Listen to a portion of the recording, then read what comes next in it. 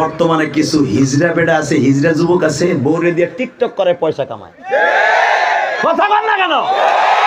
বউরে শরীর দেখায় আর ডলার কামাছে, হারামি।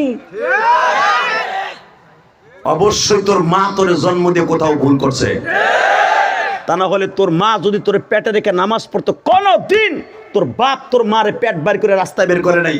এই সভাপতি সাহেবের স্ত্রী বুড়া হয়ে গেছে, এখনো পর্যন্ত বোরকা ছাড়া বের হয় না, তোর মাও বের হয় না। যারা টিকটক করার বউরে দিয়া তালাশ করে দেয়, তোর দাদিও কোনদিন বোরকা ছাড়া বাইর হয় নাই। অবশ্যই তোর বাপের মধ্যে ভেজাল আছে, তা না হলে কোনোদিন তোর বউরে দিয়ে ব্যবসা করাইতে পারছ না।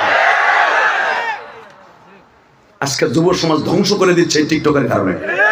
এমন এমন নেকেট ব্যবসা করে ফেসবুকে। এই সম্পর্কে আমার যুবক ভাইরা কয়, হুজুর কই এনে আপনারা কইলে দমবো। কয় গত বছর জ্বালাইছে প্রিন্স মামুন আর লায়লা, এই হারামি দুইটা জ্বালাইছে। এখন আবার আর তারপরে জ্বালাইছে মুস্তাক, আর একটা জানাই কিনা টিসা না নিশা, তো গোটাই ধর। আমার মনে কয় এইগুলারে অতি তাড়াতাড়ি অ্যারেস্ট করা উচিত, তা না হলে চাচা আপনি রাগ করতে পারেন, আপনার নাতিটা নষ্ট হয়ে যাইব। আপনার নাতিটা 16 বছরের পেলা ও লায়লার মতো একটা খুঁজবো পয়সার লাগে। আল্লাহ গজব থেকে আমার যুবক কোমলমতি বন্ধুদেরকে হেফাজত করো।